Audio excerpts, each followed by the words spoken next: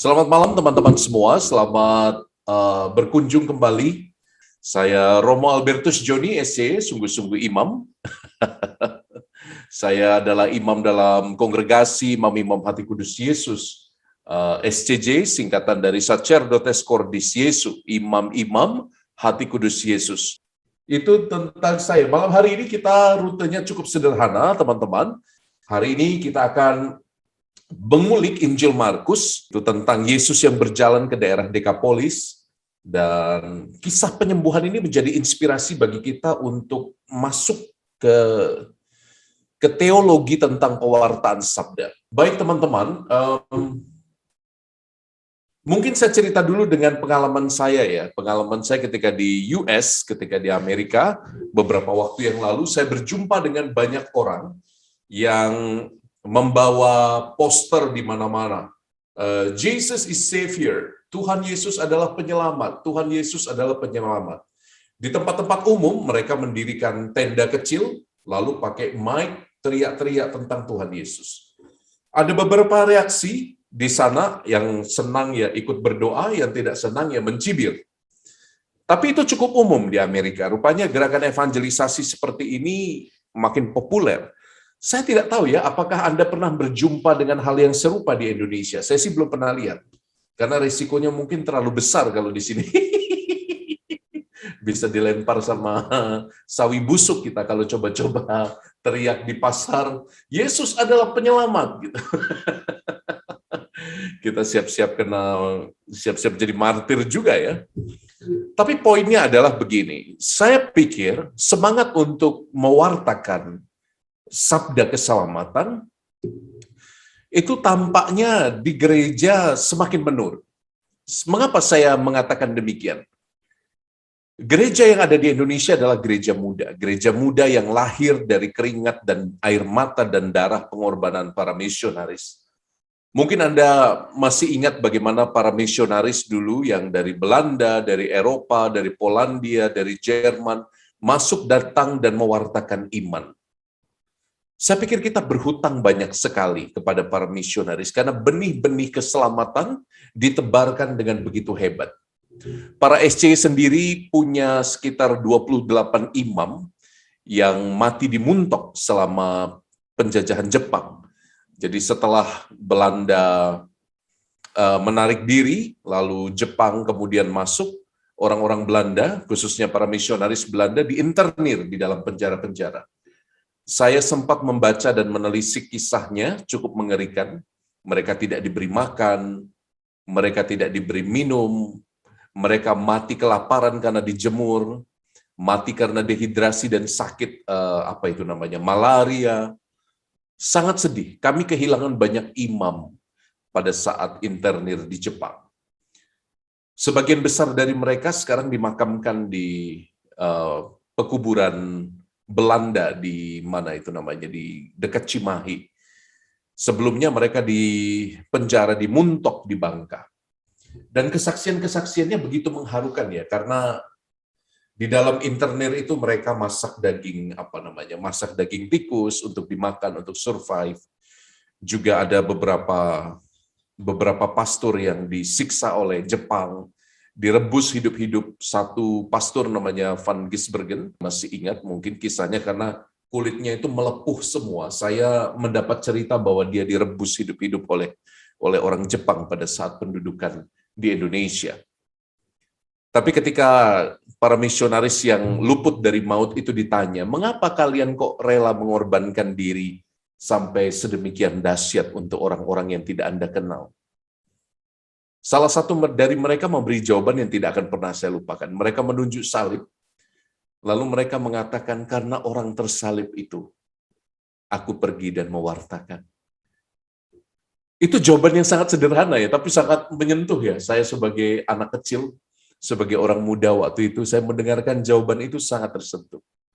Mereka meninggalkan negara mereka yang nyaman, pergi ke negara yang panas, ke negara yang sangat asing, bahkan negara yang menolak mereka, bahkan mereka harus mengalami ambang maut di negara ini. 28 rekan mereka mati sebagai imam. Kami juga punya banyak martir di Afrika. Di Kongo kami kehilangan hampir 40 pastor yang dibunuh, dibantai karena perseteruan politik di Kongo, di Afrika. Tapi pertanyaannya, mengapa mereka bisa begitu bersemangat? Sementara kalau kita lihat generasi muda zaman sekarang, nggak usah generasi muda lah, kita sendiri yang merasa imannya cukup mendalam dan percaya pada Tuhan, seberapa banyak kita mewartakan Kristus. Kadang-kadang saya harus mengakui bahwa saya merasa malu. Kadang-kadang saya harus mengakui bahwa saya tidak sehebat para misionaris zaman dulu, yang berjuang dengan darah dan air mata. Pertanyaannya teman-teman, sekali lagi untuk kita renungkan, apakah kita sudah hidup dalam zona yang nyaman saja, sehingga kita memutuskan, oke, sudah cukup menjadi pendengar firman, maka tidak perlu lagi untuk menjadi pewarta firman keselamatan. Maka teman-teman, saya undang Anda untuk melihat Injil Markus bab 7 ayat 31-37. Saya pikir ini kisah singkat yang bisa membuka pengalaman kita. Kisah ini tidak umum. Markus bab 7 ayat 31-37.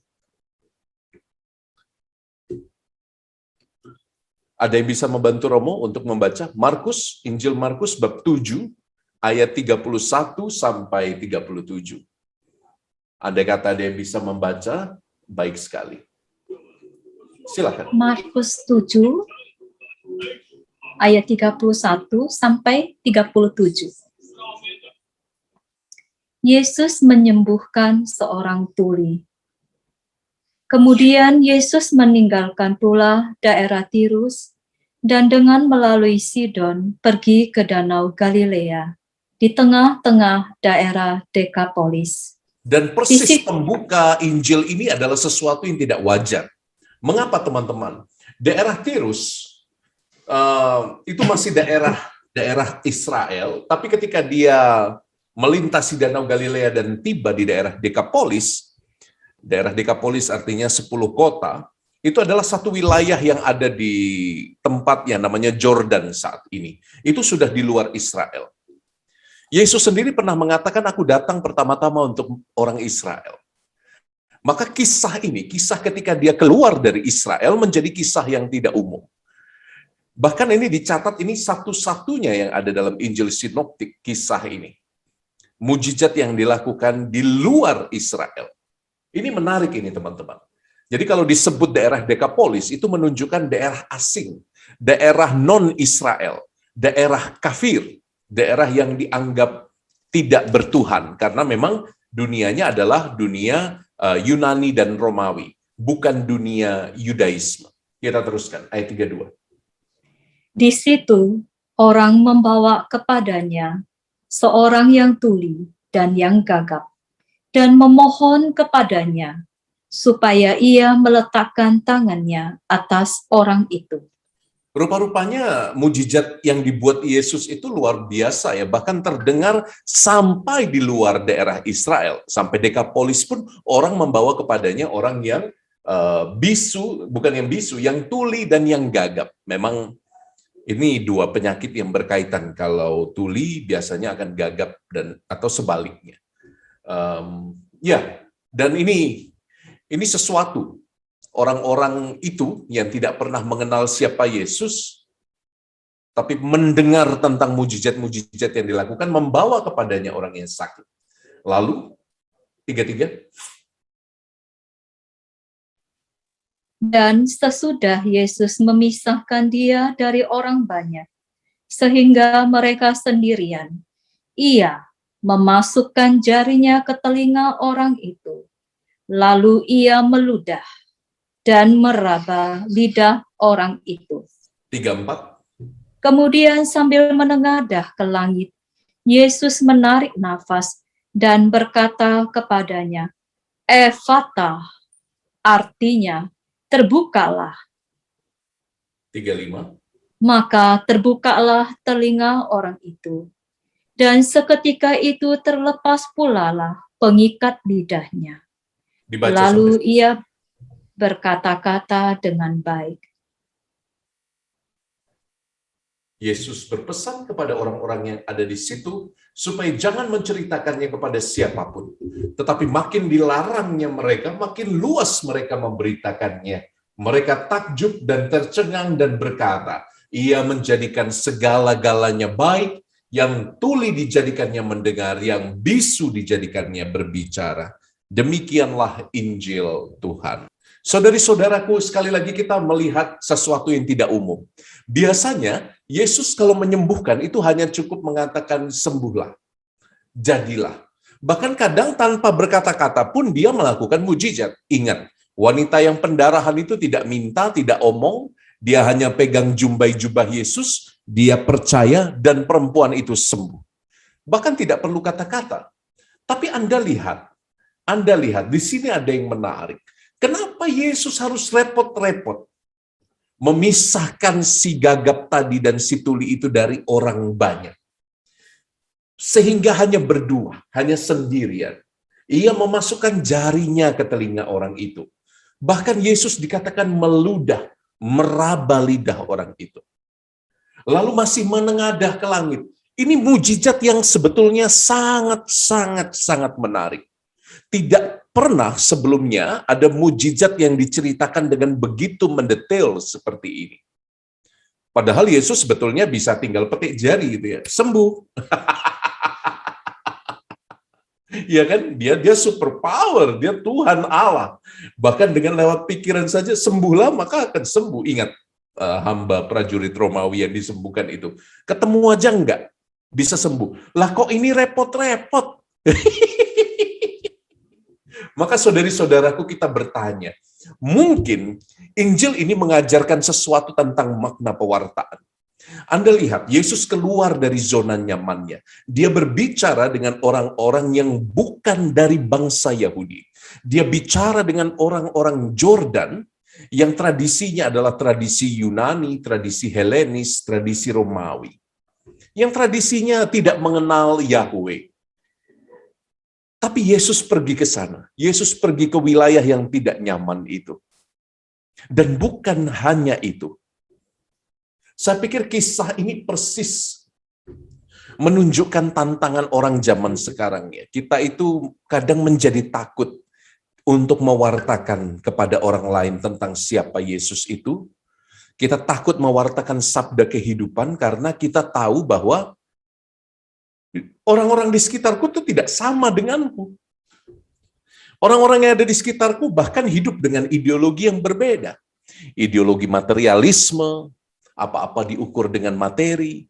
Ideologi saintifisme, apa-apa harus diukur dengan ilmu pengetahuan yang tidak masuk matematika dan ilmu biologi, semuanya berarti sesat dan salah. Betapa banyak anak-anak muda zaman sekarang hidup dalam ideologi-ideologi modern seperti itu. Prihatin.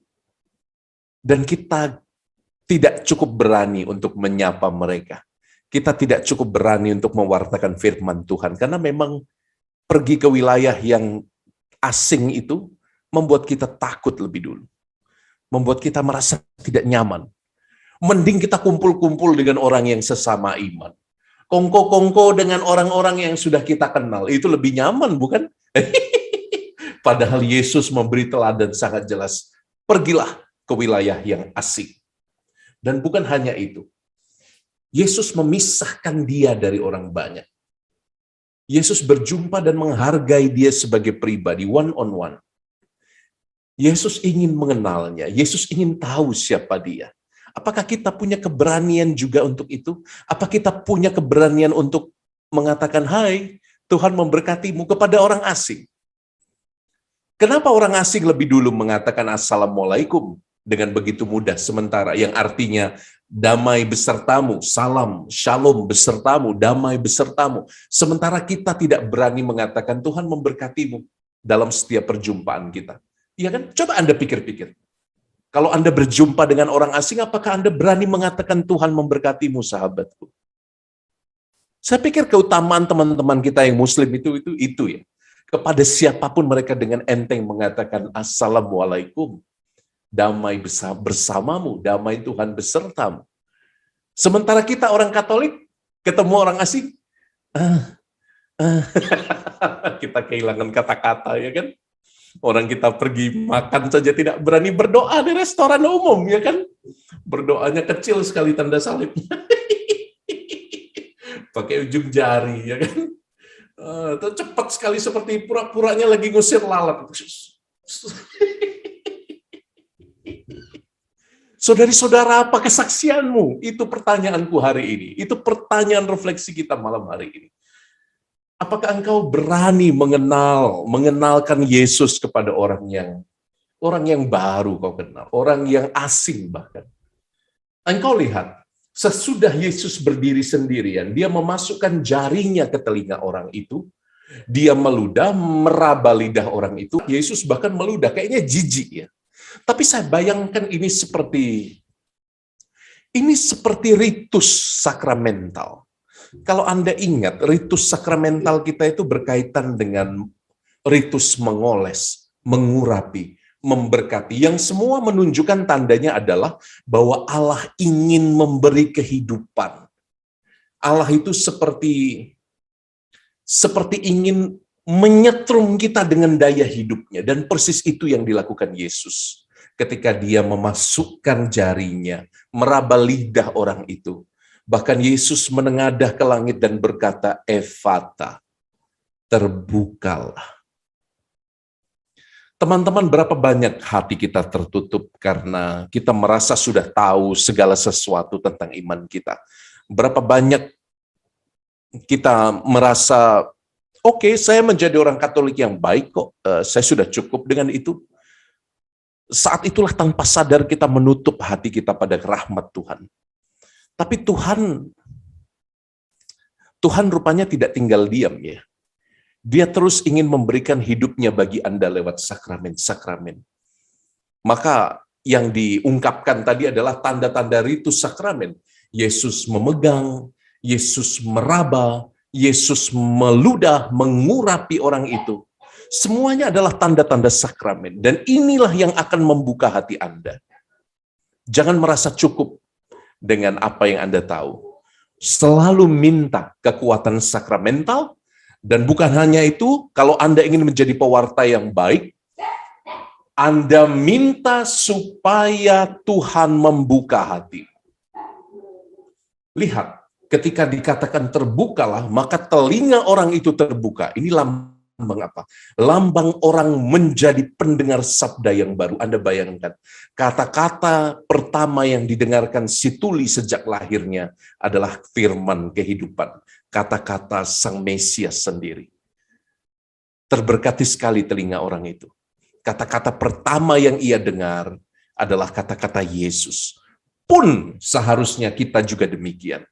Kata-kata yang pertama kali kita dengar di setiap hari mestinya adalah sabda Tuhan. Mestinya adalah kitab suci. Pertanyaannya kadang kita merasa sibuk kan. Pagi-pagi Romo harus ngurus anak, harus urus suami, harus masak Romo. Hei, bisa mengatur sendiri jadwal. Kalau engkau mau bertumbuh dalam sabda Tuhan, the first thing you have to do is read the Bible. Baca kitab suci. Biarkan kata-kata pertama yang kau dengar setiap pagi adalah firman Tuhan. Itu adalah sarana untuk membuka hati, tapi juga dilihat untuk melepas pengikat lidahnya. Untuk melepas pengikat lidah kita juga. Supaya apa? Supaya apa yang kita baca, apa yang kita ketahui, apa yang kita terima dari kekuatan-kekuatan sakramen juga muncul dalam ucapan kita. Berapa banyak ya kita sudah bersaksi tentang Yesus kepada orang lain? Jangan-jangan lidah kita itu lebih sering digunakan untuk ngerumpi. Paus Fransiskus itu berapa kali beliau ngomel-ngomel tentang kebiasaan merumpi. Paus Fransiskus orang yang sangat praktis. Dia bilang, halo, untuk kalian yang suka ngerumpi, ingat itu dosa besar. Karena kalian mematikan kebaikan dalam diri orang lain sebelum orang itu berbuat apa-apa. Dan saya pikir ini ada benarnya. Berapa banyak Anda dalam arisan atau dalam kumpulan bertemu dengan teman, berapa banyak Anda membawa kesaksian hidup tentang Tuhan yang menyelamatkan Anda. Saudari-saudara, saya pikir ini insight dari Markus bab 7 ayat 31-37. Saya mungkin akan merangkumnya dalam 3 poin saja. Yang pertama, teman-teman, saya merasa pewartaan di zaman ini menjadi sangat berkurang di dalam gereja Katolik. Karena kita sudah terlalu nyaman dengan diri sendiri. Kita terlalu nyaman dengan lingkaran diri kita sendiri.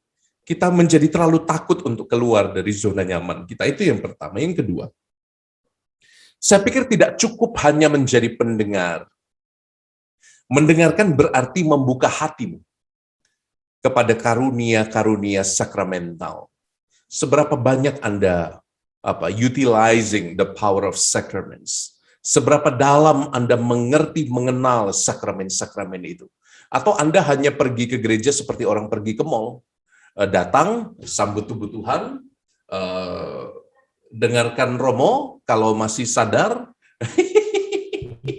seringkali di gereja sudah goyang sana, goyang sini. Saya tuh jarang ngantuk waktu misa. Mengapa? Karena saya liatin umat yang ngantuk-ngantuk. Jadi itu ya. Jadi jangan-jangan kita ke gereja itu seperti ke mall. Yang kedua ini penting. Seberapa banyak Anda utilizing kekuatan sakramen yang hari ini ditampakkan dan ditandakan dalam Markus bab 7 tadi? Seberapa banyak kita berakar dalam sakramen? Seberapa banyak kita berakar dalam firman Tuhan setiap pagi? Apakah firman Tuhan sudah menjadi prioritas hidup kita? Dan yang ketiga, seberapa banyak kita menantang diri kita untuk mengatakan dan bercerita tentang Tuhan kepada orang lain. Hanya dengan demikian, pelan-pelan kita belajar untuk tidak lagi bercerita tentang aku, tidak lagi bercerita tentang pengalamanku, kesedihanku pada orang lain, tapi aku belajar untuk menceritakan bagaimana karya Tuhan berkarya, bekerja luar biasa dalam hidupku. Dan itu 2 hal yang berbeda. Menjadi pendengar saja tidak cukup. Anda harus belajar menjadi pewarta firman, pelaksana firman. Thank you.